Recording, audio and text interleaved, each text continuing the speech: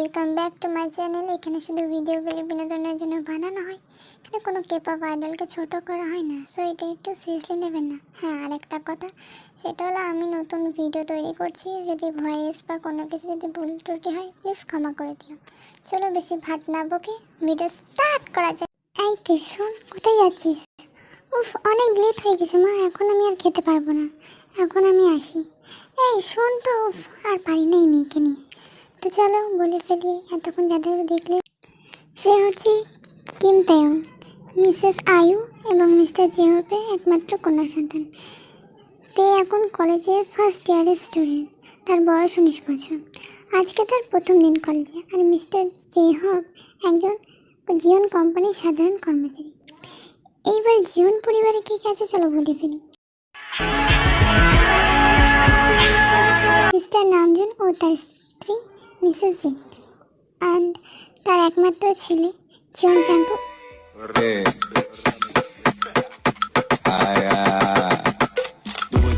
মাত্র মেয়ে জিমিন। জিমিনের বয়স 19 বছর ও জাঙ্কুকের বয়স 29 বছর। জিমিন ও তে একই কলেজে পড়ে এবং তারা দুজন বন্ধু। চলো এবারে গল্পে আসি। তে লিসাকে খুঁজে বেড়ায় কিন্তু কোথাও পাচ্ছে না, এদিকে এদিকে দেখছে তাও পাচ্ছে না।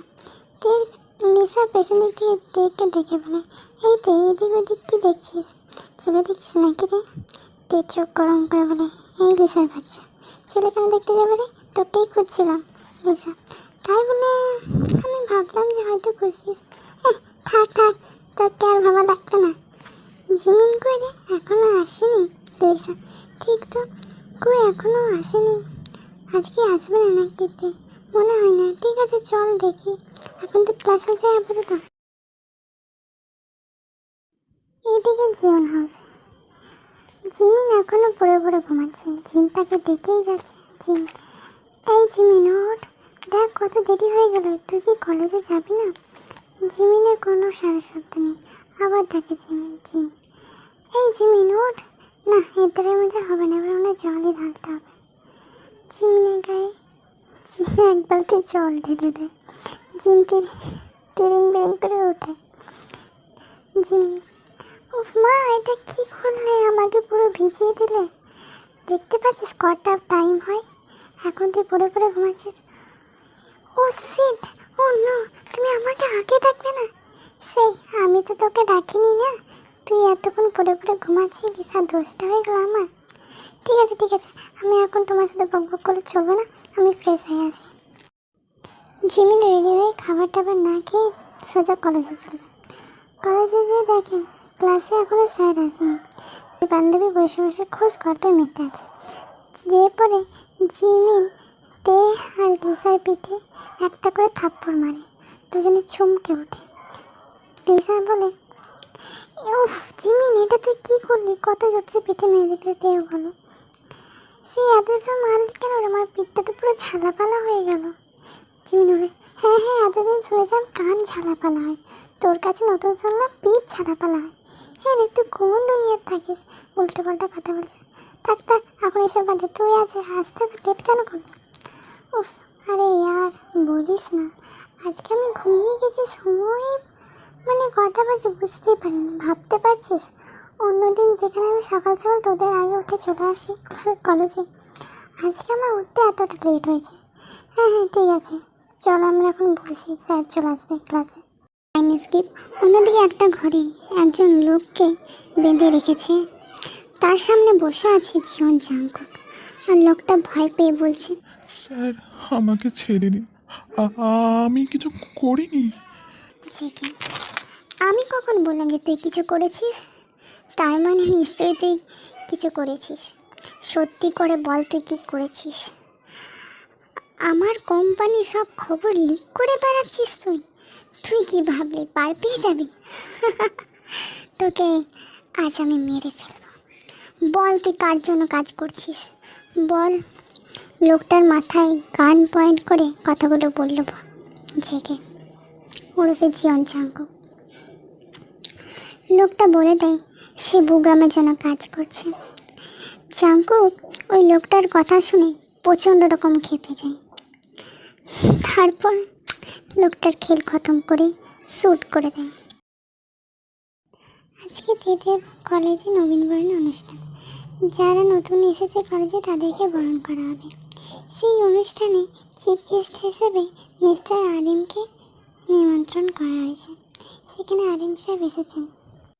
তারপর মিসেস আয়ুব তেকে শাড়ি পরিতে গোলাপি রেডি হয়ে চলে যায়। সেখানে অনেক আগে থেকেই লিসা জিমি গোলাপি রঙের শাড়ি পরে রেডি হয়ে আছে। সেখানে মিস্টার নামজুন এসেছে চিফ গেস্ট হয়ে তাদের কলেজে। জিমিনের সাথে তেকে দেখে তার ভারী পছন্দ হয়। মনে মনে ঠিক করে নেয় তেকে তার বাড়ির বউ করে আনবে। জাঙ্কুকে জিমিনকে ডাকে, তার সাথে তেদেরকেও ডাকে। তাদের সাথে কথা বলে সব অনুষ্ঠান ভালোভাবে শেষ করা হয়। সবাই যার যার বাড়ি চলে যায়। জন হাউস রাতের খাবার খেয়ে সবাই চলে যায়। আরেম নিজের রুমে চলে যায় জিনকে ডেকে। জিন তো জাঙ্কুকের জন্য বসে আছে খাবার নিয়ে। জাঙ্কুক বাড়ি আসে প্রায় রাত 11:30টার সময়। জিন বলে, জাঙ্কুক শোন। জাঙ্কুক ওপরের রুমে যাচ্ছিল, হঠাৎ জিনের ডাকে দাঁড়িয়ে যায়। বলে, বলো কি বলতে চাও। জিন, এত দেরি করে বাড়ি ফিরলি যে? অফিসে কিছু ইম্পর্টেন্ট কাজ ছিল, সেজন্য দেরি হয়ে গেছে। বলো কি বলতে চাও। তাড়াতাড়ি বিয়ে করে বউ নিয়ে আয় বাড়িতে, তাহলে আমাকে আর বসে থাকতে হয় না। উফ মা, আমি এ বিয়ে করতে পারবো না। তুমি এ নিয়ে আর ঘ্যান ঘ্যান করো না তো প্লিজ। আমি আর এ নিয়ে কথা বলতে চাই না, ঠিক আছে? জাঙ্কুক ফ্রেশ হতে চলে যায়। ফ্রেশ হয়ে খাবার খেয়ে নেয়, তারপর ঘুমিয়ে পড়ে।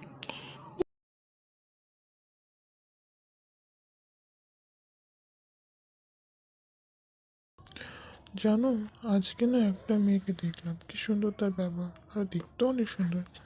জিমিনের বন্ধু। তাই নাকি? কিন্তু এসব বলার কারণ কি? কারণ আছে। কারণটা হলো, আমি জাঙ্কুকের সাথে তের বিয়ে দেবো ভাবছি। কি বলছো এসব? সত্যি তাই নাকি? হ্যাঁ হ্যাঁ তাই। তুমি কি রাজি? আমি তো রাজি, কিন্তু যার বিয়ে সে কি রাজি হবে? তাকে নিয়ে তোমার চিন্তা না করলে চলবে, আমি তাকে রাজি করি না। তাহলে ঠিক আছে। আরেম জিন সবাই রাতের খাবার খেতে বসেছে। এমন সময় আরেম খাবার খাওয়া থামিয়ে জাঙ্কুকে বলে, জাঙ্কুক, তোমার সাথে আমার একটা গুরুত্বপূর্ণ কথা আছে। বলো, কি শুনছি। আমরা তোমার বিয়ে ঠিক করেছি। মেয়ে অনেক ভালো, তোমার সাথেও বেশ মানাবে। বাবা, আমি এই বিয়ে করতে পারবো না। কেন, কি সমস্যা? দেখো জাঙ্কুক, আমি তোমার কোনো কথা শুনতে চাই না। তোমাকে এই বিয়ে করতে হবে, না হলে তোমাকে জিওন কোম্পানির সিইও থেকে বহিষ্কার করা হবে। কি বলছো এসব? হ্যাঁ, আমি ঠিকই বলছি, তোমাকে এই বিয়ে করতে হবে। কিন্তু বাবা, আমি পারবো না বিয়ে করতে। তোমাকে কিভাবে বোঝাই? আমি এখনো কেরিয়ার গড়তে চাই। কি বলছো তুমি এসব? কেরিয়ার গড়তে চাও? তুমি তো অলরেডি কেরিয়ার গড়েছো। তুমি ইন্ডাস্ট্রির এত বড় মালিক, জিওন কোম্পানির এত বড় তোমার বিজনেস, তাও তুমি বলছো কেরিয়ার গড়তে চাই? কিন্তু বাবা। আর কোনো কিন্তু নেই, আমি যেটা বলছি সেটাই হবে, তাছাড়া এটার ফল খুব খারাপ হবে। ঠিক আছে, তুমি যখন বলছো তখন আমি রাজি। এই একটা মাস দেখতে দেখতে অনায়াসে কেটে যায়। তেদের বাড়ি গিয়ে জিন এবং আরেম বিয়ের পাকা কথা সেরে আসে। আজকে তের বিয়ের দিন। তেদের সারা বাড়ি সাজানো হয় ফুল লাইটিং দিয়ে। তেকে বিয়ের সাজে সজ্জিত করা হয়। লাল বেনারসি, হালকা মেকআপ, ভারী গয়না, চোখে কাজল, ঠোঁটে লাল লিপস্টিক দিয়ে অপরূপ লাগছে তাকে দেখতে।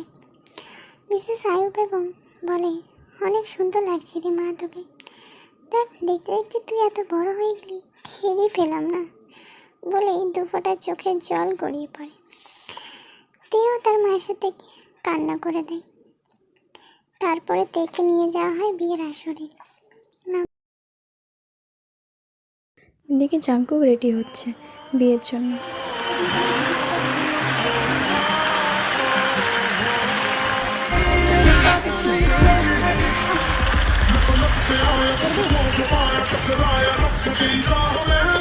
দেখতে অনেক সুন্দর লাগছে, গলায় মালা। সে বিয়ের জন্য তৈরি হয়। তেকে বিয়ের আসরে নিয়ে যাওয়া হয় এবং জাঙ্কুক আর তের মালা বদল হয়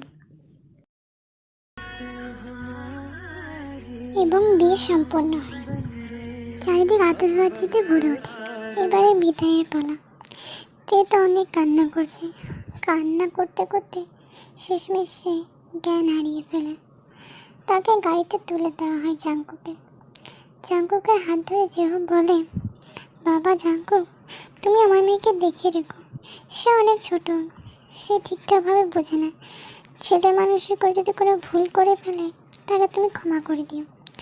জাঙ্কুক শুধু জেহবের হাতটা শক্ত করে ধরে, কিছু বলে না। তে আর জাঙ্কুকে যা যা রিচুয়ালস ছিল সব পূরণ করা হয়। যাও জিমিন, তেকে তোমার দাদার রুমে বসিয়ে দিয়ে আসো। জিমিন চলে যায় তেকে নিয়ে। জাঙ্কুকের রুমটাকে খুব সুন্দর করে ফুল দিয়ে সাজানো হয়।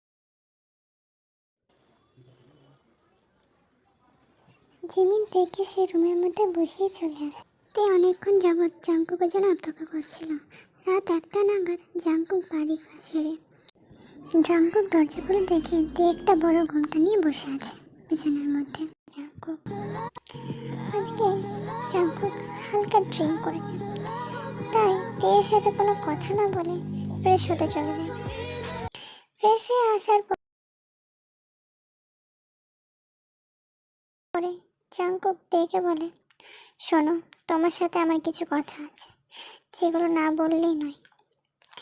আমি বিয়ে করতে চাইনি, তোমাকে স্ত্রী হিসেবে মানতে আমি পারবো না। তাই আমার কাছে কিছু আশা করো না। 6 মাস পরে তোমাকে আমি ডিভোর্স দিয়ে দেবো বলেই জাঙ্কুক বিছানায় বসে পড়ে। তে চুপচাপ শুনে যায়, কিছু বলে না। এবার তে কী করবে? আদৌ কি সম্পর্কটা রাখবে নাকি বিচ্ছেদ করবে? দেখা যাক কী করে। চলো আমি এখন যাই। দেখতে হলে লাইক, কমেন্ট, সাবস্ক্রাইব করবে। নেক্সট পার্টে ফিরে আসছি। বাই।